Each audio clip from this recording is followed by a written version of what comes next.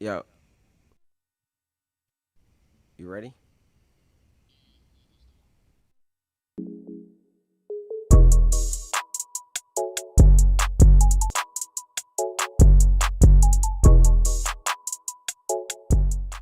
Go. Hey, what's going on, everybody? It's Rich Perez welcoming you back into another dose of your weekly rundown.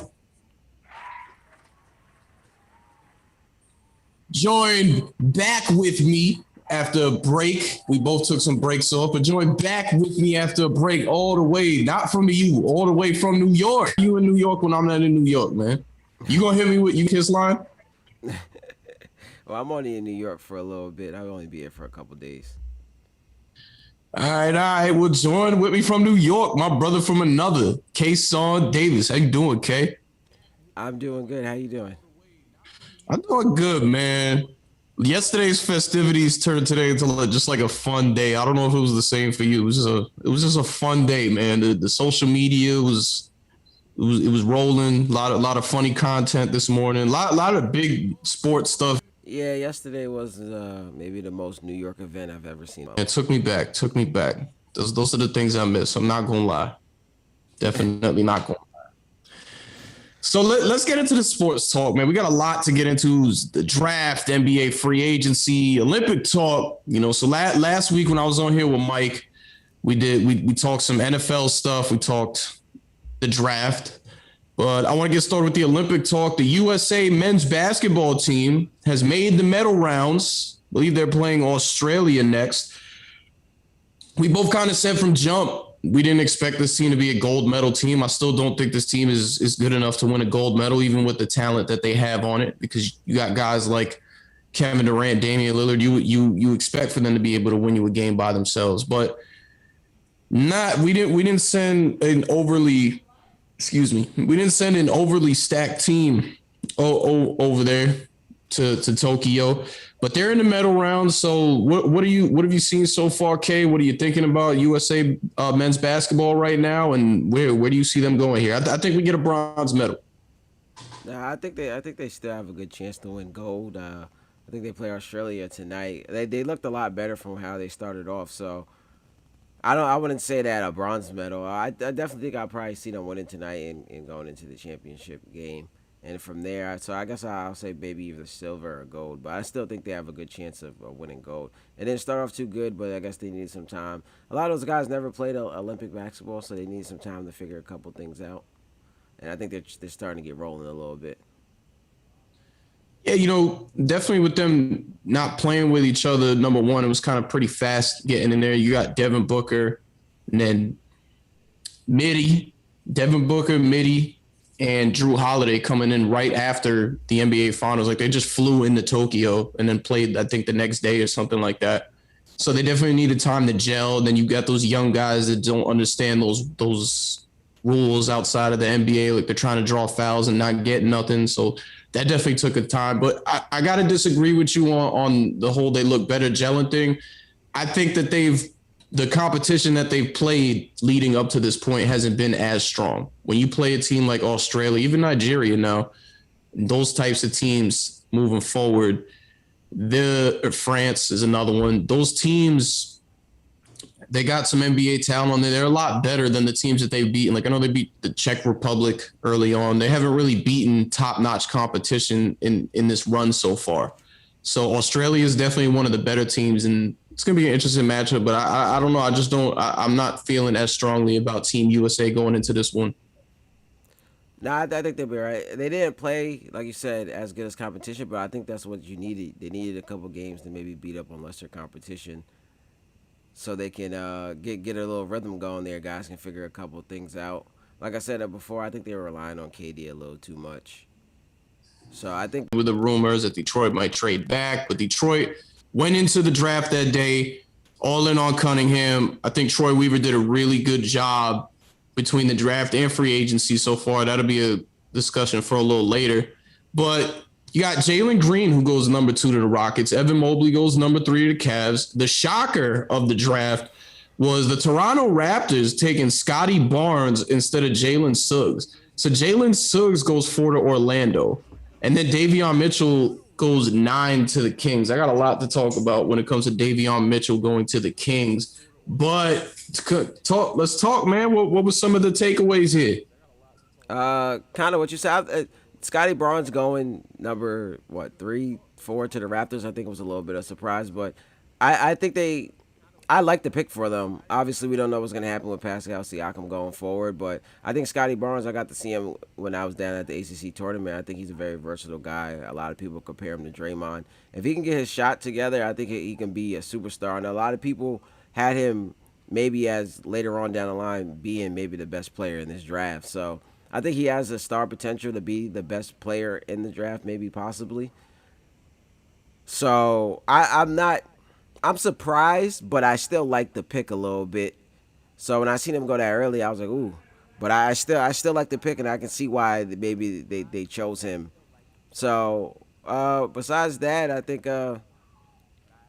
everything was. I don't know how many surprises I seen after that, but that was the one I know a lot of people were kind of interested in. But that's good for Orlando for them to get Suggs. Now they got him, Cole Anthony. It'd be interesting to see what they do with Markel Fultz moving forward. Yeah, so that's my question. You know, and it's similar to Sacramento. You got an abundance of guards now. You drafted Cole Anthony last year at a decent rookie year. You got Markel Fultz, who's definitely looked like he's starting to come into his own now, especially in Orlando, and that's why they gave him the extension that they gave him. They get rid of Fournier to kind of move to get rid of that influx of guards. But then you go in there and you draft Jalen Suggs, and I think maybe I'm just not as high on Cole Anthony as a lot of people. I think Cole Anthony's going to have a really good NBA career. But if I'm the Orlando Magic and Markel Fultz comes back healthy, giving me about what he was giving me before the injury and in the playoffs last year, my backcourt is Markel Fultz and Jalen Suggs. I think it's up for grabs. Cole Anthony played really well to end the season. He hit a couple of big shots. He started coming along later on. So it's one of those things where you just take the best talent that's in the draft and you kind of figure it out from there. You let those guys battle each other every day in practice and figure a couple things out. And whoever ends up being the best player, or maybe injuries that dictate who gets the spot or whatever.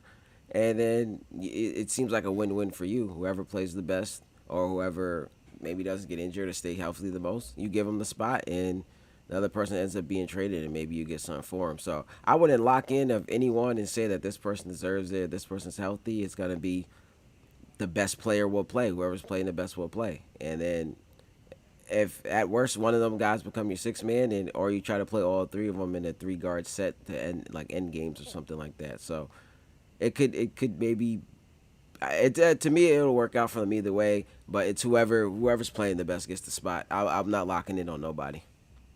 All right. I respect it, man. I do respect it. So we talk about Jalen Green going number 2 to the Rockets. Not too much of a shocker. And everybody knows I had been on this show for a while saying I thought Suggs should go to the Rockets at 2, but getting a chance to really look more into Jalen Green, I think the Rockets did a great job making that pick.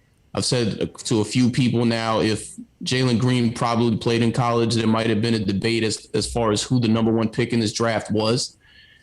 Man, I've said to you and a lot of people a lot. I love the young talent that the Rockets have over there. I think that Steven Silas is a very good head coach. We've talked a lot about the job that he's done with guards. I think the Rockets had a good draft here too. I'm gonna say it again though, man. I think the Rockets might be able to compete for a play-in spot.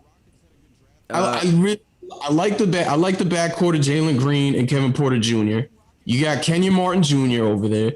You got Chris Wood. You got Chris Woods. There's a lot to like over there, man. Maybe I'm just a little too much into it, but I like what Houston's doing over there, man. I don't think that they're going to be this really bad team for the next couple of years.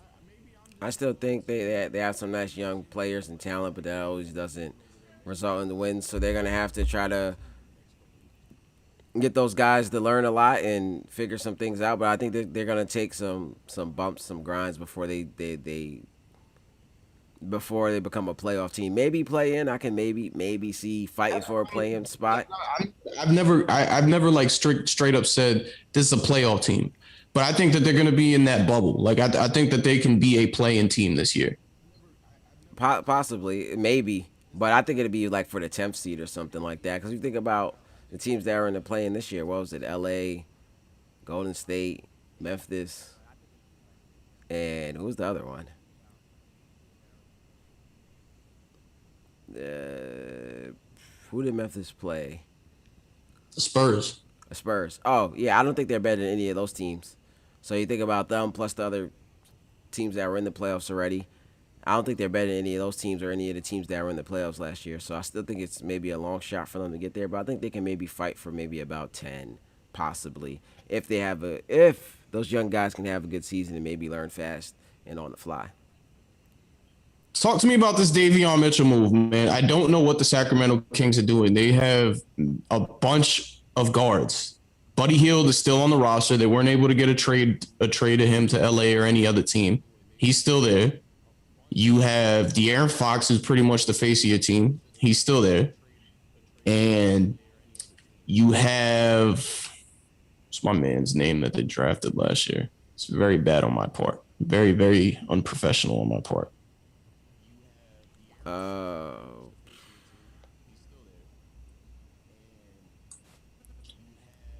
And you have Tyrese Halliburton. yes. Oh, and so you have De'Aaron Fox, Buddy Hield, Tyrese Halliburton, and then you draft Davion Mitchell. I think Davion Mitchell's a very good player. Like what are the Kings doing here, man?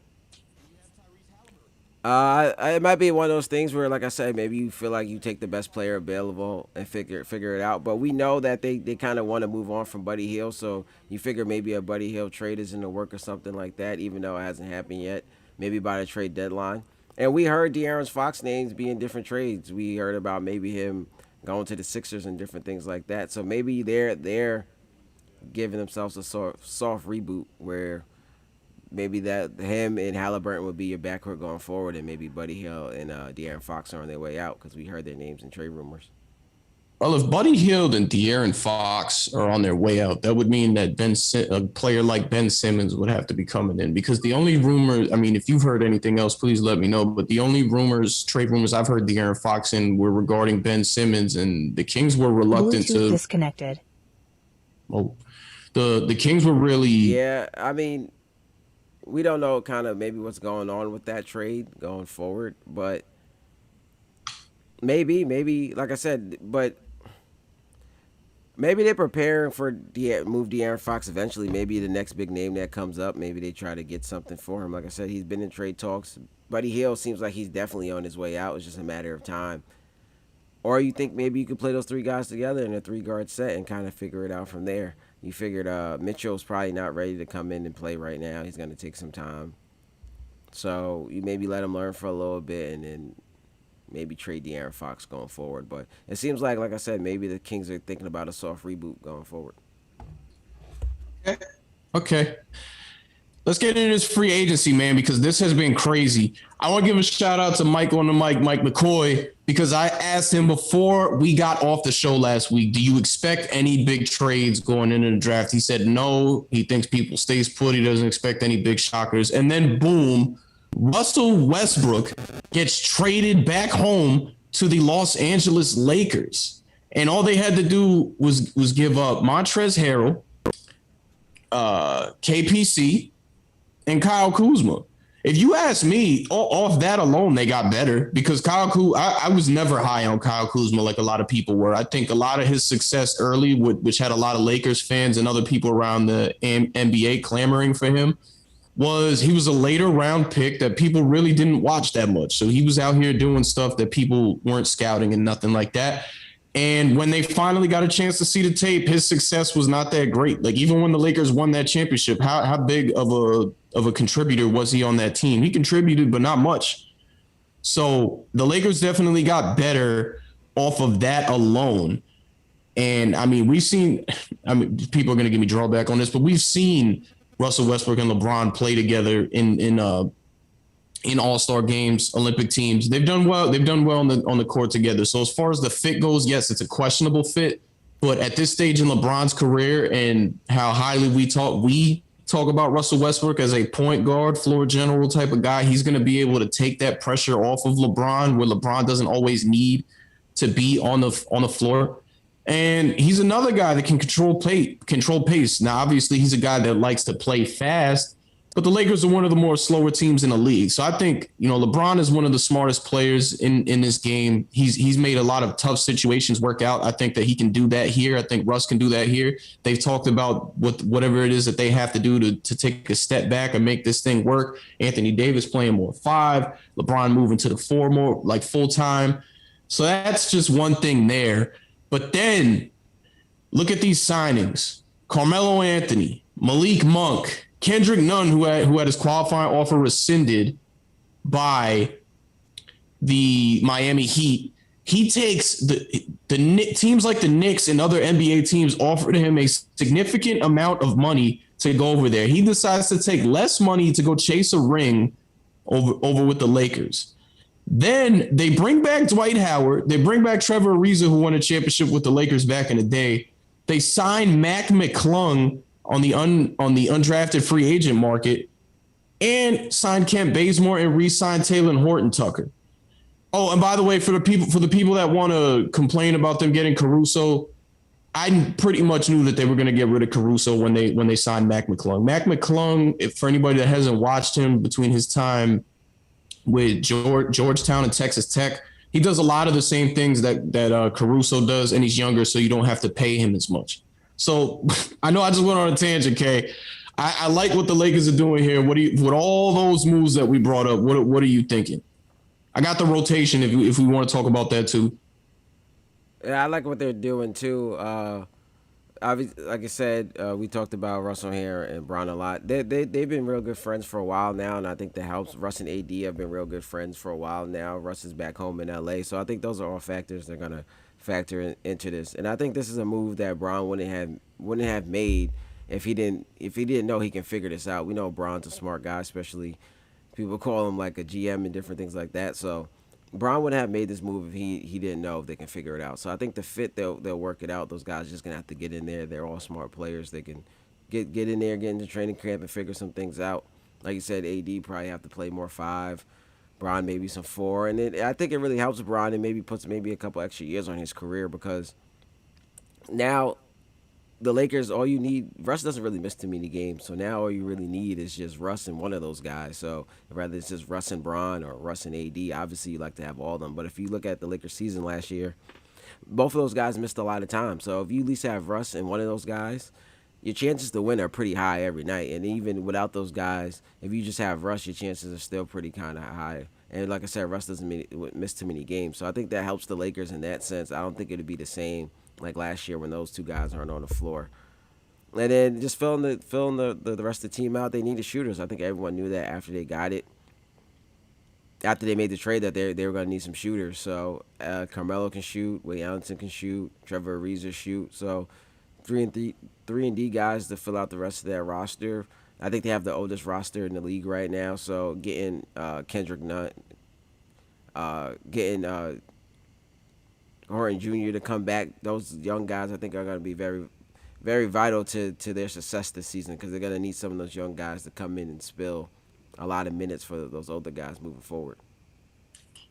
Yeah, and I mean, you got guys that can create their own shot. Kendrick Nunn, runner-up in Rookie of the Year, is a guy that can create his own shot. Taylor Horton Tucker, a guy that they refuse to trade because they like him a lot. Another guy that can score on his own. Malik Monk, not as highly, hasn't had the career that a lot of people were hoping or thinking he would have coming into that draft.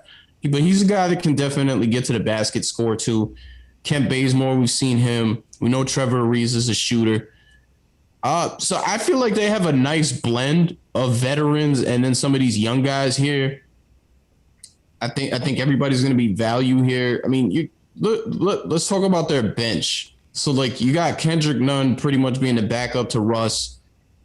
I guess their backups, the rotation will be Wayne Ellington in the starting lineup at the 2, Taylor Horton Tucker backing him up there, and then Malik Monk in that rotation as well. Small forward, I guess LeBron James at the 3, Trevor Ariza behind him, and then Kent Bazemore there. Power forward Anthony Davis, Carmelo Anthony, McKinney. Forgot that they signed McKinney. And then Marc Gasol and Dwight Howard. If I'm the Lakers, I'd probably rather have Dwight Howard in my starting lineup over Marc Gasol. I think you can't have too much of like the vet presence in that starting five. You definitely want to mix things up a little bit there. I'd probably go Gasol on my starting five just to give him spacing with that lineup. If you leave Howard in there, really probably messes up their spacing and different things like that. At least Marc Gasol, you still can stay big and you can stretch the floor. Or I go small and I start Ariza and move Anthony Davis to the five. Yeah, I'm not mad at that at all. I think it's just Gasol. Gasol's not going to. You Russell Westbrook's going to be in the starting lineup. Gasol is an older player that we know is not going to be able to move constantly the way Russ likes to play, the pace that Russ likes to play at. So that's really my issue with him being in the starting lineup with Russell Westbrook. Sure, but we wouldn't need him to be getting up and down the court because, like that, like on a fast break, because AD is fast enough to get up and down the court. Bron's fast enough to get up and down the court. So it's really Russ and AD and Bron who you need getting up and down the court. We just need Marc Gasol to space the court out in the half court and make sure he plays defense and blocks some shots and stays big. So really just need him to play big and not take your time getting down the court because he's not that slow. Whereas we got to wait for him. But just on the fast break, we don't really need him maybe running out. He can kind of stay back just in case the other team tries to get a quick fast break after we score. So you just need him to stay big, and you really need him for the half court to space the court out. Man, oh man, did the Chicago Bulls really hit a 180 yesterday with the moves they made?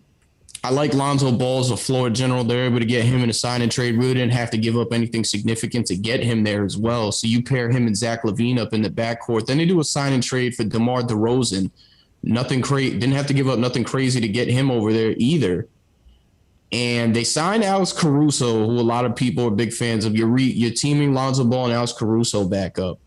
What are we thinking here with the Bulls, man? I see top 5, top 6 seed in the East for sure right now. I really like what they're doing. I had them solidified at 5, but then we'll get into the Knicks in a little bit. They made some moves today that have me thinking a little differently of them now.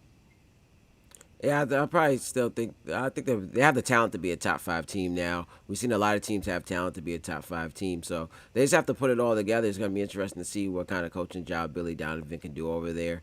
I think DeRozan obviously was a big pickup, a superstar to go over there. They still have Vucevic, obviously Zach LaVine. So I think they're gonna have to get their chemistry down pack and make sure they can really focus in training camp so they can hit the ground running.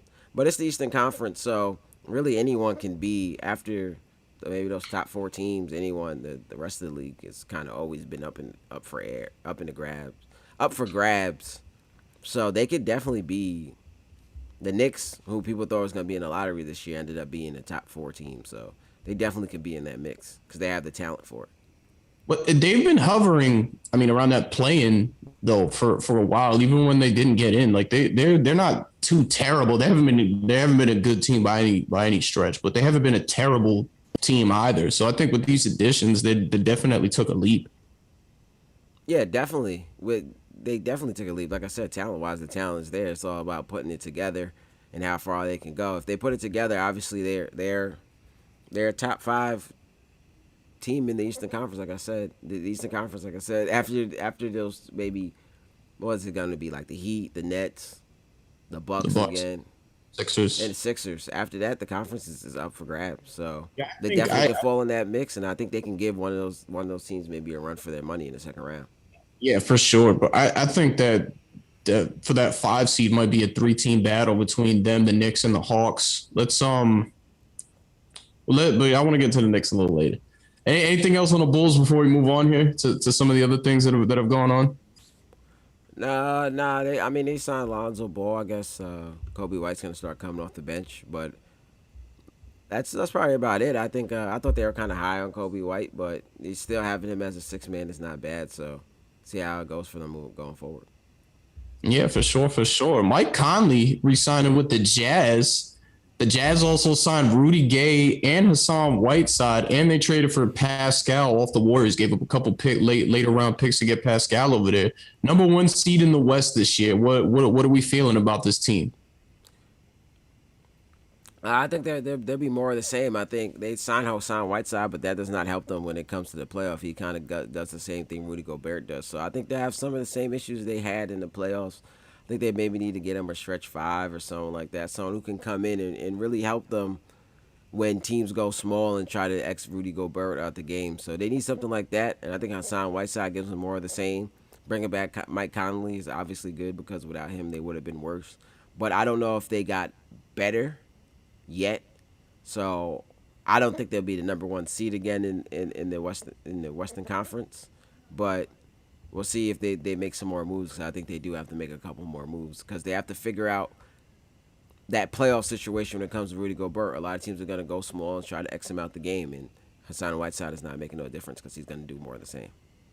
Yeah, yeah. Still some good names out on the board, too. The Dallas Mavericks expected to give Luka Doncic a big time payday when he gets back from the Olympics. They re signed Tim Hardaway Jr. today, re signed Boban Marjanovic, and signed Reggie Bullock off the Knicks. What do we think about these moves? I like them for the Mavericks. They're obviously trying to add more shooting around Luca and add more defense around those guys. So I like the moves. Bullock is obviously one of the top 3 and D players in the league right now. So I like the moves for them. They still have to figure out what they're gonna do with Porzingis, or Jason Kidd has to figure out how he can kind of maybe get those guys to work a little better. But I think the Mavs would kind of be in the same spot that they were in last year, not unless maybe Luca and Porzingis relationship or games take that their games together, not separately, but their games like playing together take that next step and they become an elite 1-2 punch. But besides that, I think they'll kind of be in the same position that they were in. But they almost beat the Clippers in the first round, taking them 7. So depending on the matchup, I definitely can see them in the second round. Yeah, I mean, I'm a believer in Jason Kidd. We've seen Jason Kidd as a head coach already with the Brooklyn Nets and with the Milwaukee Bucks. Obviously, when he was the coach with the Nets, they made it to the second round, but they had some big veteran presence over there with KG and Paul Pierce. And then with the Bucks, I mean, the Bucks really weren't that good of a team when he got there. He was a big part of Giannis developing into the player that he is. Giannis has said that. A lot of people around that team have said it. So I mean, it's not like he's a bad coach. He's kind of been fired for like other things. With the Bucks, it was more of they wanted to take the next step and didn't feel they could do it with him. But I mean, we know he's not a bad coach. He's one of the greatest point guards of all time. Every team that he's been on, he's transformed it. A lot like Chris Paul in today's day and age. Like with the things that Chris Paul has been doing the last couple of years, Jason Kidd was doing just that throughout his career. Like they've had very similar careers in terms of them going to franchises and then turning things around. So I think with what we know of him as a head coach and then knowing his basketball mind, I think he's going to do a really good job over there. And let's also not forget before the Porzingis injury in the playoffs last year, him and Luka didn't look that bad together. I don't know exactly what happened. I guess Luka really just wants to take charge now, but we've seen them in the early stages of their pairing. They looked pretty good. Yeah, and it hasn't been bad because obviously they've been able to win games. They've been able to almost get out the first round a couple of times. A lot of people that first year that you're talking about really blamed it on Porzingis getting injured, but I think it's just like we talked about on here before when Mike was on here. It's just Luka has to take that next step of becoming lesser, maybe more of a shot creator and more of a playmaker, and I think that'll kind of take Porzingis' game to the next level. Right now, Luka's maybe I don't want to say hogging the ball too much, but he's controlling too much of the ball, and Porzingis is still gonna need his touches a little bit. So, or Porzingis just got to figure out how he still can be real effective without getting as many touches. So, that's just something that they need to figure out to take that next step. Like I said, they're already good together. It's just taking that next step to become an elite 1-2 punch. So we getting here on the Pistons now. Yes, ladies and gentlemen, we're just listing things off. We're getting in on the Pistons now. We talked about how they drafted Cade Cunningham. They did sign Kelly Olynyk, one of those stretch fives that you just talk about, who definitely can't stretch the floor with his shooting. Not that bad in Houston, but he's going to the Pistons now. Again, talking about Troy Weaver did a good job. In this draft, he drafted Isaiah Livers, Luka Garza, and Balsa Cabrifica. I think that's how you say his name. I'm sorry. What do we think about the Pistons, man? I know they definitely still have a long way to go. But again, I like what they did in the draft. I like adding Kelly Olynyk in there, and I think Cade Cunningham is going to be in the running for Rookie of the Year. I think he's probably the top option to win Rookie of the Year right now. I think I like He's what the head and Pistons. shoulders over Jalen Green. Yeah, I think he would be because Jalen Green probably may do a lot of scoring, but Kate Cunningham's going to give you a lot of other stuff. He's going to give you scoring, passing, maybe rebounding. So I think Jalen Green is more of a like a just a scorer. I think Kate Cunningham's game he's going to give you a lot more. It's going to be a lot like a situation this year. Anthony Edwards gave you a lot of scoring, different things like that, but LaMelo Ball gave you a lot of the other stuff and some scoring. So I think it'd kind of be the same race like that, and that's where I think Kate Cunningham will top him. Okay, how does you feel about these Pistons moves? I like the moves. Obviously, we know that Troy Reaver has been good with drafting. Think about the two players that he got last year. They were, I think, in first and second team all rookie. So he's good with drafting. I like their moves. They're gonna just have to wait and see how these picks turn out. So I like his moves.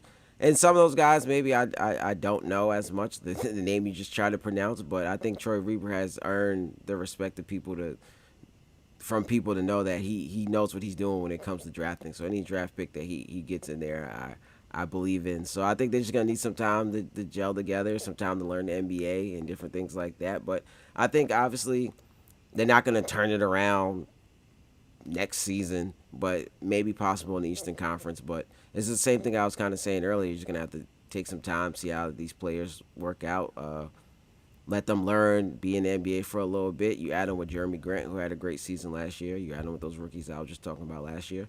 They have some nice pieces moving forward, and that's why they hired Troy Reaver for his drafting ability and his player, his eye for players and different things like that. So eventually they're going to turn it around.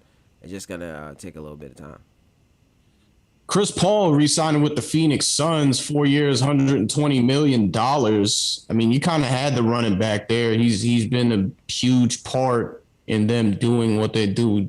Talking about Jason Kidd and how he turned franchises around. Chris Paul, the Suns do not go to the NBA Finals without Chris Paul. We're talking point guard, and I don't know personally. I don't think that they're going to go back to the NBA Finals, but they'll be there though. They'll be in the hunt. And I think you had to do this. My only thing is Chris Paul's about 36, 37 years old. It's a 4-year deal. I don't know if he's Tom Brady. You know what I mean? I don't know if Chris Paul can play into his 40s. Me either, but I think he opted out of that $44 million thing, and he really opted out of it to have more security in the long run. And I think this contract was maybe a little bit of a Thank you. thank you, a thank you kind of contract for kind of maybe what you did. Like you said, you got them to their first finals in a while, and he's gonna be good for maybe the next year, 2 years, maybe three. Just on the back half of that contract, it may not work out, but you maybe trade him for something or waive him and stretch it or whatever. So it's more of like a thank you contract, and I think to make him happy because he wanted to secure some more money down the road. And then they save some money this year and maybe next year because he had 44 this year. I think he's only getting 30 from this year. So you save about 14 million this year. Give him some more money on the back end. And like you said, they'll be there again. I don't think they'll be in the NBA Finals, but they'll be there again, and they have a chance with him. And as you can see with some playoff runs, you need a little bit of luck sometimes. You need to be good and have a little bit of luck, and they're good. We're just gonna see how their luck turns out next year. So we talked about that sign and trade Pelicans with Lonzo Ball going to the Chicago Bulls. It was a 3-team deal. They included the Charlotte Hornets in that deal. So the Pelicans get a sharp shooting guard in Devontae Graham in that sign and trade. They also drafted Zaire Williams. Now, rumor has it that Zion Williamson wasn't too happy with them letting go of Lonzo Ball. I mean, he just still gets a nice teammate in Devontae Graham adding to the shooting. He's still playing with Brandon Ingram. I mean, they can still make some moves, but as far as the picking up of Devontae Graham, drafting a guard in Zaire Williams, what are we thinking here with the Pelicans? I'm not sure yet. I like them picking up Devontae Graham. He's gonna give them something that Lonzo didn't. He's gonna give them a lot of scoring and different things like that. So I like that pickup. I'm not sure about letting Lonzo Ball go. Maybe if Zion wanted to keep him because he was the guy maybe throwing those passes to him and stuff. But I'm not really sure what the Pelicans are doing right now. We're gonna have to maybe wait and see. They have Zion, like you said. They still have Brandon Ingram. I like Devontae Graham, but I in that Western Conference, I don't know if that's enough. So hopefully they can maybe make some more moves here going forward, or maybe go into the season, let things play out a little bit, and try to make a couple draft. Not I mean Trade deadline. mid season trades or something like that to kind of get better. But we're gonna have to see how it goes right now. But right now, I don't. I like the Graham pickup, but that's probably about it. Um, so just some small things that I want to get into here before we start running off the other news here. The Hawks extend Trey Young $207 million over 5 years. They re-signed John Connors $125 million over 5 years. Some of the teammates on the Hawks had some funny tweets. John Wall bought Rolex. What are y'all gonna do? Oklahoma City extends Shea Gilgeous-Alexander 5 years, $172 million. The Philadelphia 76ers signed Andre Drummond, which is pretty interesting because if we remember back, him and Joel Embiid had a little beef going on there when Drummond was a Piston. So I saw a video today that they hugged it out in the gym, but that's definitely an interesting one there.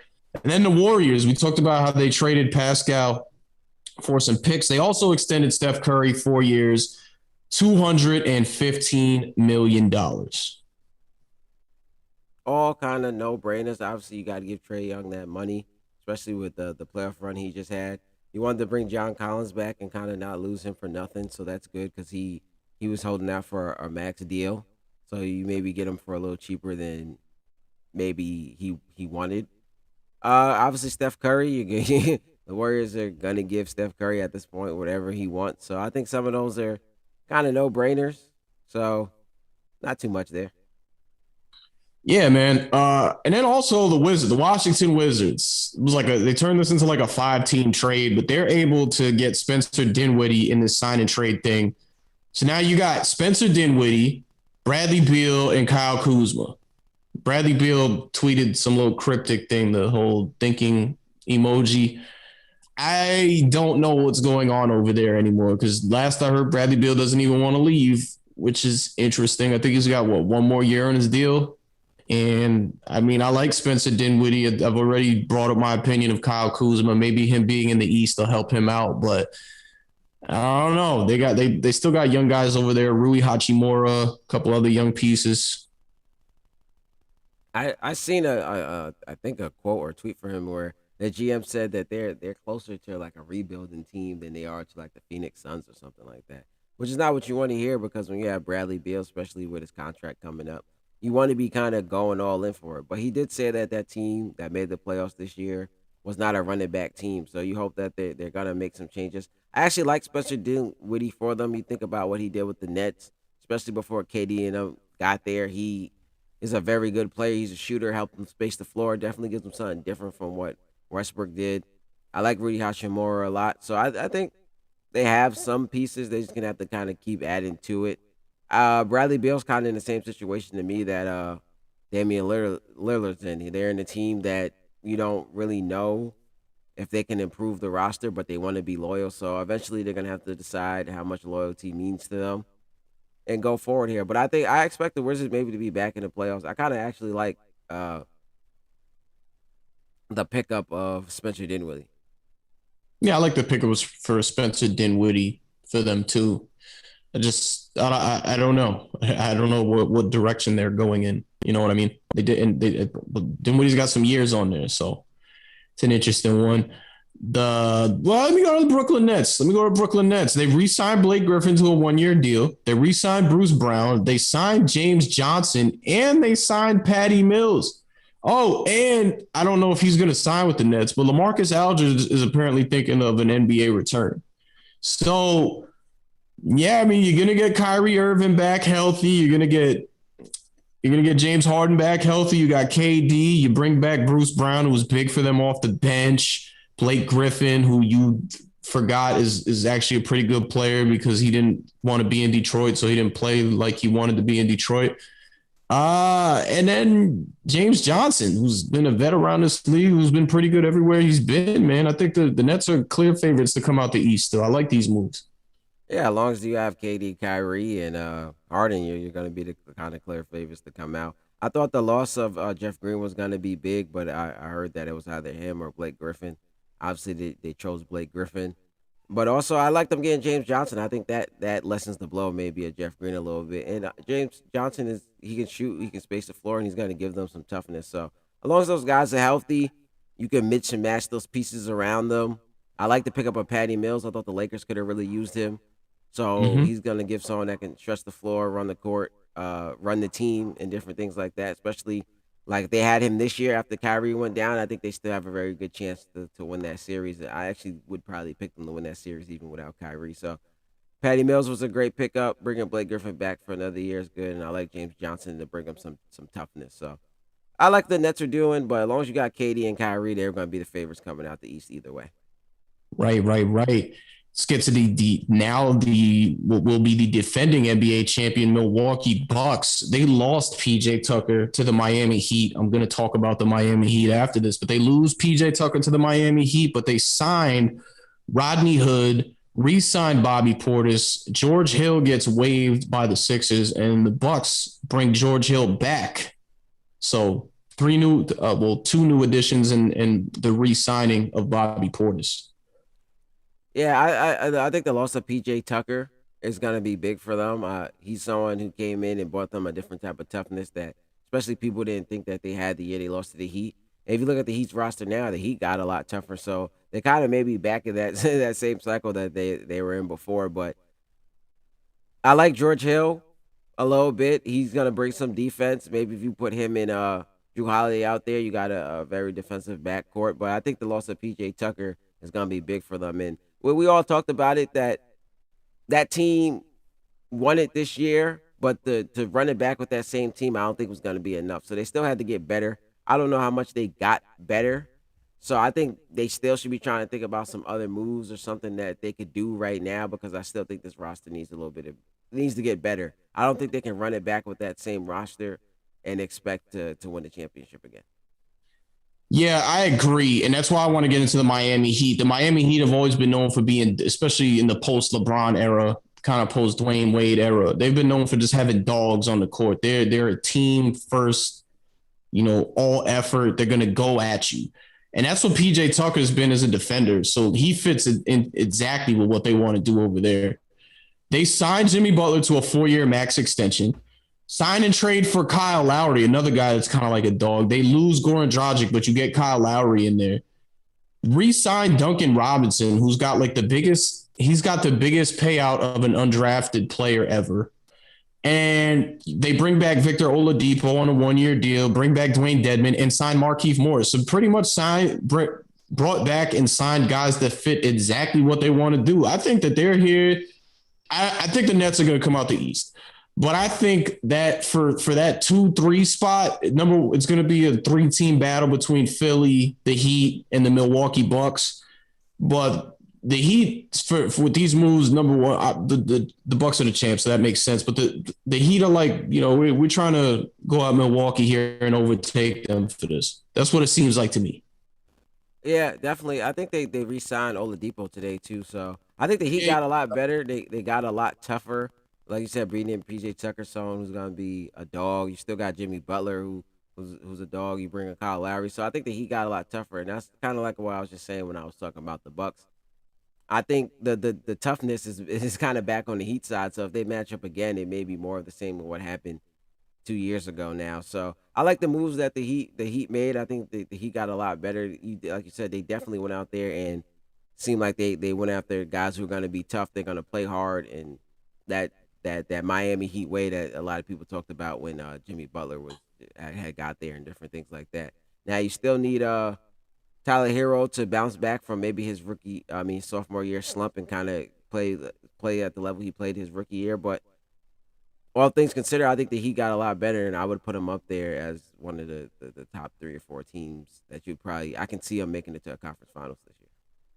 Yeah, and I also mentioned during the year I didn't understand the Oladipo signing because him and Kendrick Nunn were very similar players with the things that they did. So it makes a lot more sense that if they're going to let Kendrick Nunn go, that they would bring Oladipo back, and he signs that 1-year deal, hoping to get a big payday next year when he gets back to health.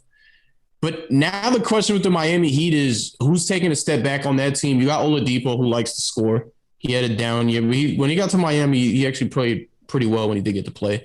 You got Jimmy Butler, who's now the face of that team.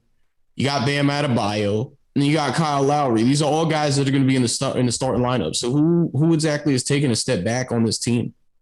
To me, it would have to be Oladipo. You don't know how healthy he's gonna be, so he's. I guess you can't rely on him right now, unfortunately, because of his health. So I think he would be the guy to come off the bench, and he's the guy who you're probably gonna have to watch his minutes. You probably I don't want to say a minutes restriction, but you'll put him on the bench, and if he's having a good game, you'll keep him out there, and if he's not having a good game, maybe you sit him down. You probably expect for Oladipo to miss a lot of games at this point and probably have to miss back to back games and different things like that. So if I had to pick for unfortunate reasons due to health reasons, I would think it's Oladipo who takes the step back.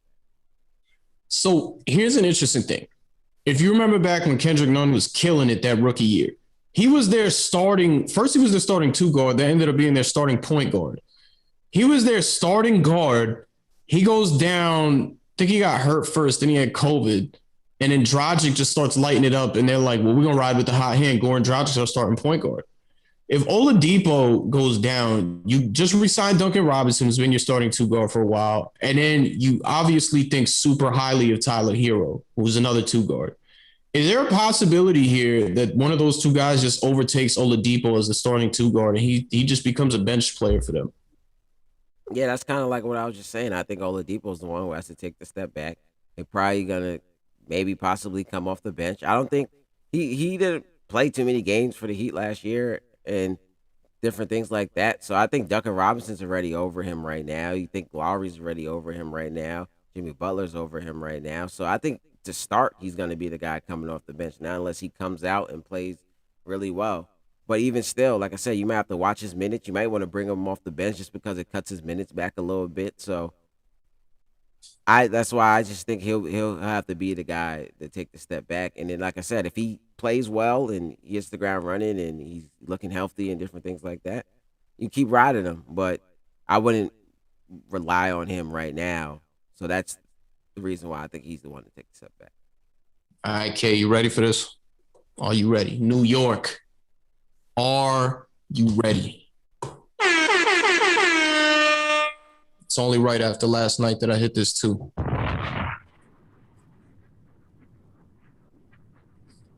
You see it, New York. You see it.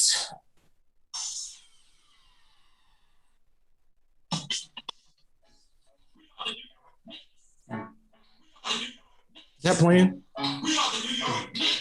Yes, it is. Say go New York, go New York, go! Go New York, go New York, go! Say go New York, go New York, go!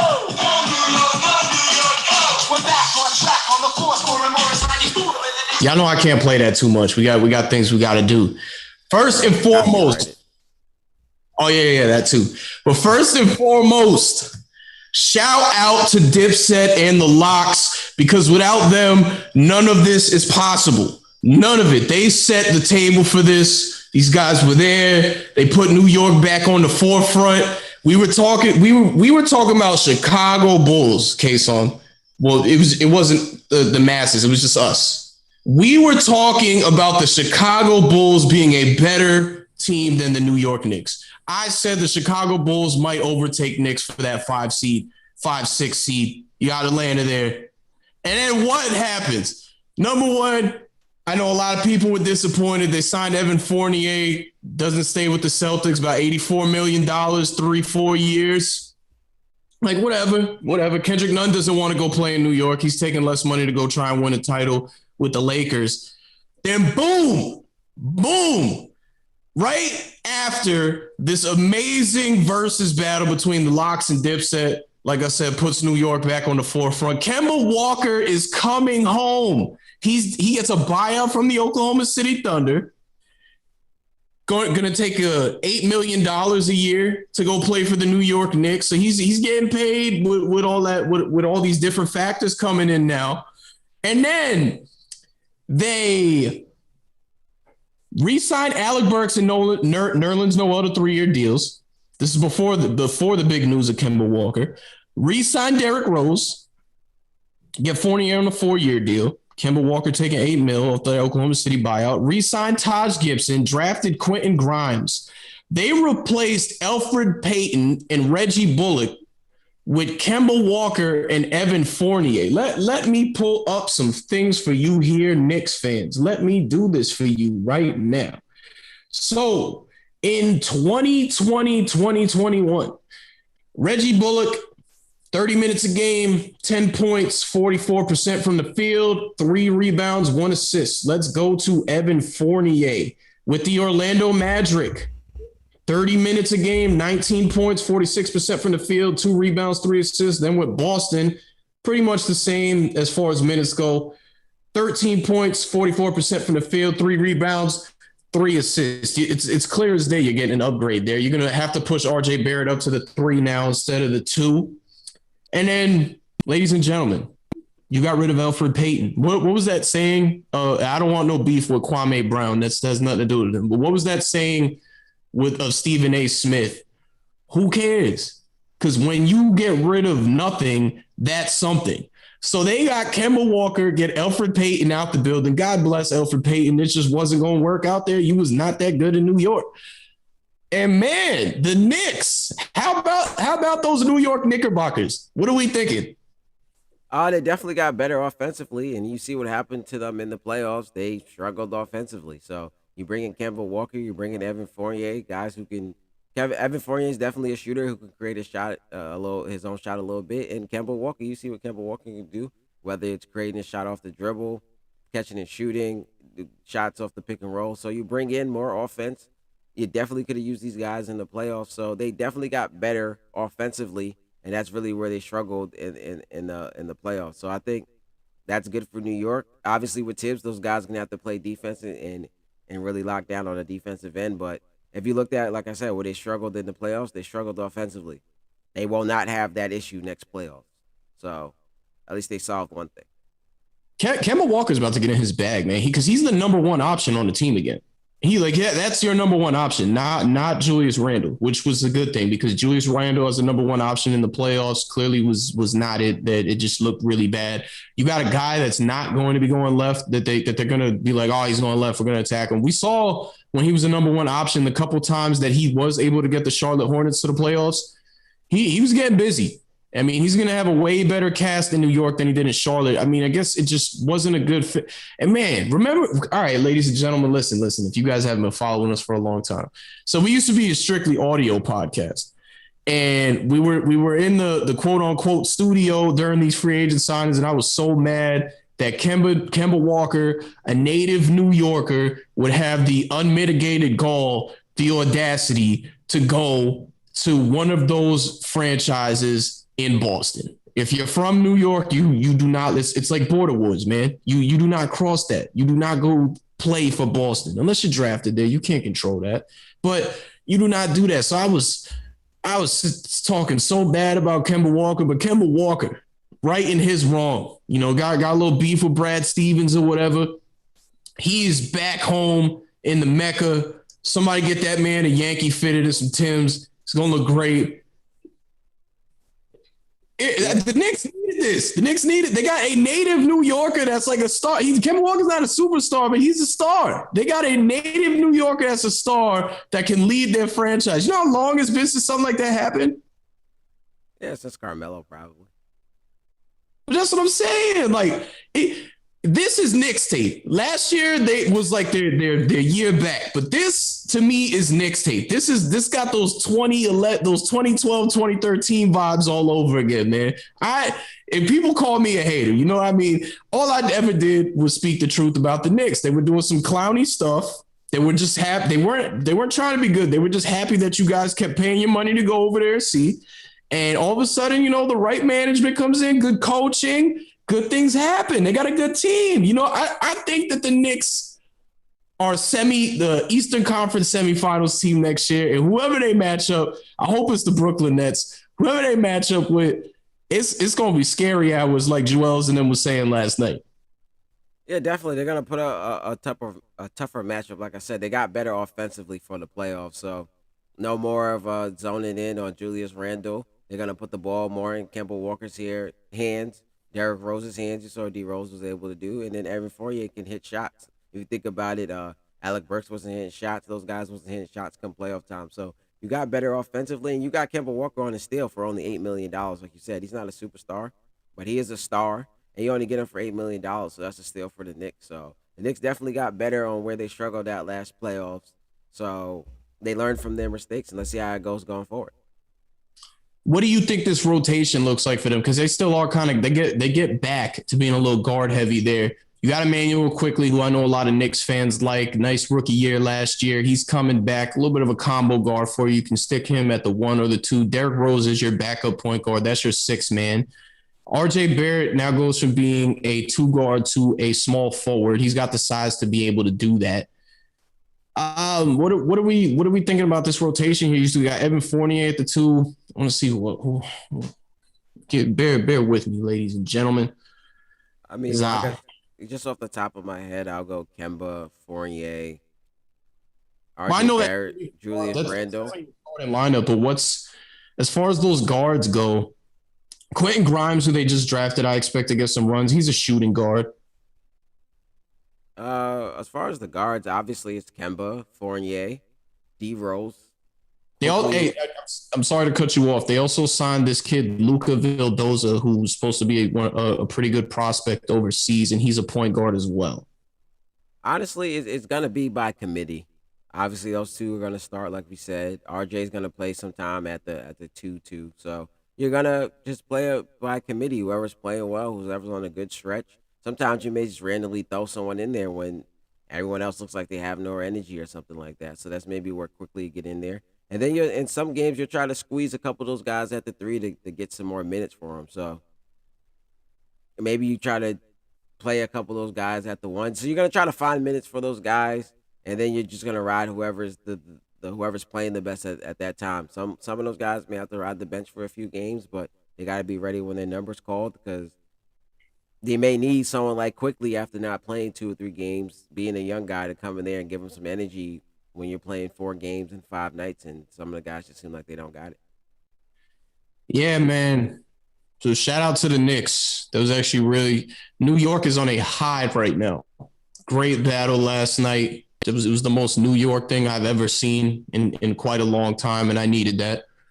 And then the Knicks go out and do this, man. So big shout out to New York. I'm gonna give you guys another flex bomb. Shout out to y'all for getting Kemba Walker on a steal, something y'all really needed. So that's a steal. That's a steal contract deal. I'm not mad at Oklahoma City just buying him out either. Not when you look at the details of why they did it. If they were to trade him, I think they'd still have his money on the books. So by them, as far as man, I just had this on my phone too. I'm not the greatest business person, Well, as but far as waiving him, I'm pretty sure they could stretch his contract out. So now you're paying him that money over maybe a 4 or 5 year span instead of having to pay him all that money this year. So business wise, it helps you. I guess not save some money, but push back some of the money so you can make some money to spend some money. yeah, I mean, look. So here's what we got from Woj. Oklahoma City traded for Walker in the 16th pick in the July draft. Already flipped that for 2 future firsts in a draft night deal. Remaining value of trade for Oklahoma City allows them to distribute minutes to their young players as they transition into rebuilding this season. Oklahoma City, Sam Presti and Walker's agent at Excel Sports, Jeff Schwartz and Javon Phillips worked through buyout on the 2-year, $74 million left on Walker's contract in recent days. Walker gets dream homecoming to Madison Square Garden to further solidify New York's backcourt. Yeah, that's pretty much like I said. Oklahoma City, they got what they wanted out the deal. Now you stretch his money out, so you pay him a couple $1 million each year until he's paid off, and you don't have to pay all that right now for a guy who would probably be like an Al Horford situation who wasn't probably gonna play for you anyway. How about this? Tommy Beer, who covers the Knicks, had this to say that can't help but laugh thinking about Leon Rose giggling over the past few days. Also, Brad Stevens has to be muttering to himself somewhere. Boston traded a first-round pick and swallowed Horford's contract, all for New York to end up with a starting backcourt of Kemba and Fournier. The Celtics did want to bring Fournier back. They just didn't want to bring him back for what he wanted. And now I ask the question, does Tom Thibodeau and the Knicks get more out of Kemba Walker and Evan Fournier than Brad Stevens and the Boston Celtics were able to get out of those two?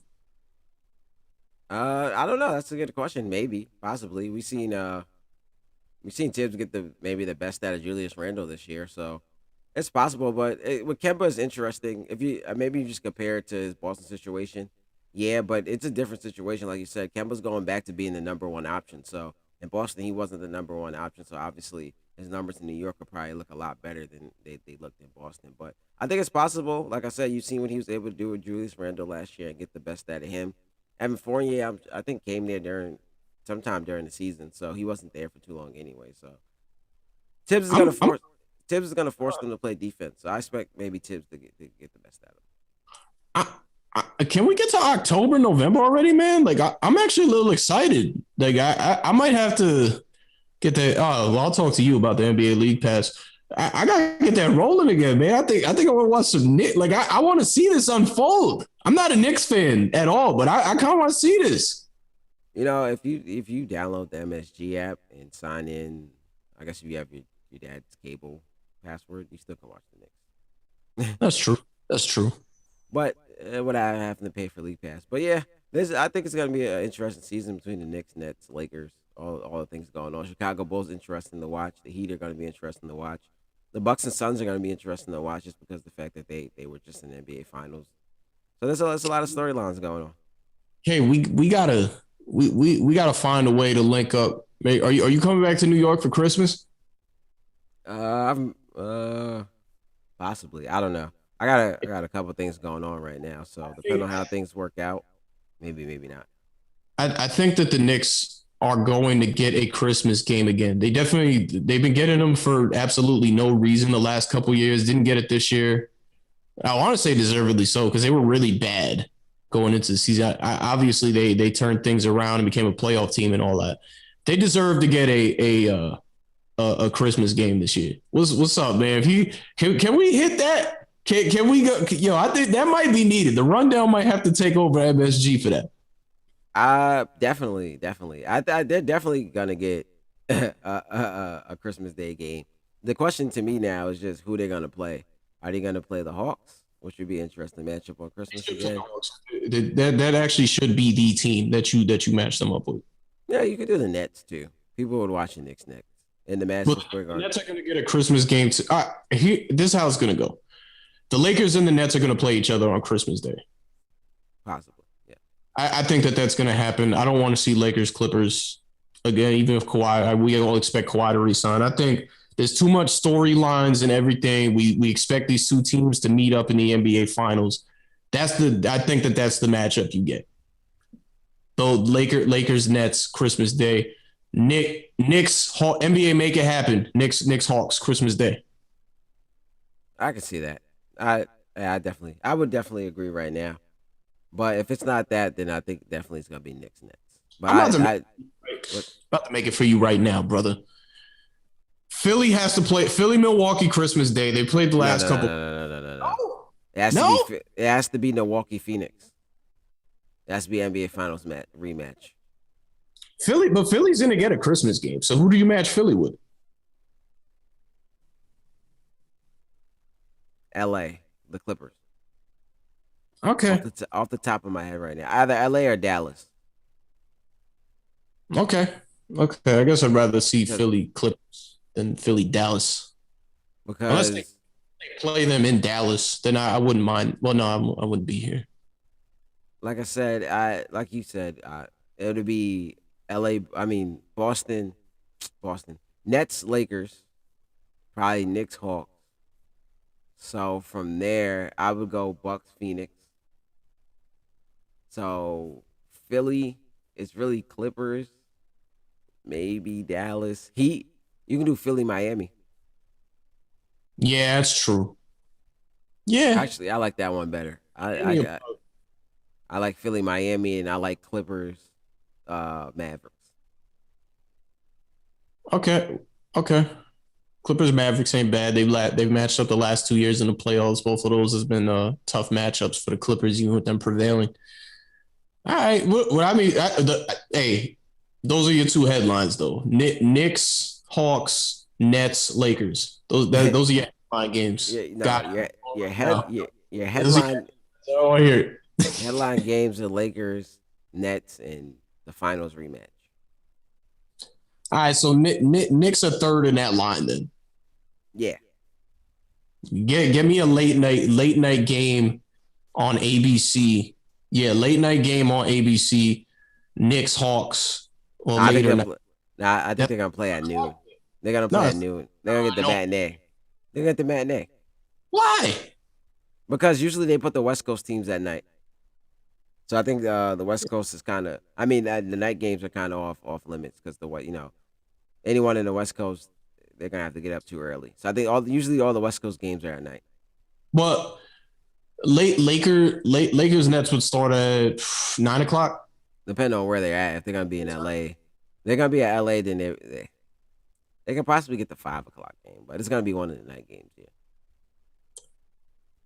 Point. Those are the three top games for Christmas. We just made something happen there. I because New York likes matinees, so they're gonna put New York on the matinee. It's gonna be in the Garden. You know They're gonna what? do I'm 12 not o'clock. mad at that. You just get done opening your presents, all that, and hit it right up. The Knicks on TV. Yeah, they play a lot of matinee games during the season anyway on Sundays. So I think they'll get the 12 o'clock game. Cool, man. Cool. All right. Yeah. So we pretty much got everything. Oh, Mike D'Antoni is going to be a coaching consultant to Willie Green and the New Orleans Pelicans after leaving Steve Nash's staff with the Nets. I don't know if that's anything worth talking about. Surprised that he left the staff with the Nets, but I don't know what being a consultant really is supposed to mean. Because his excuse for leaving the Nets is, I think he said You he want to wanted be a to head coach? Oh. You I want don't to take know some?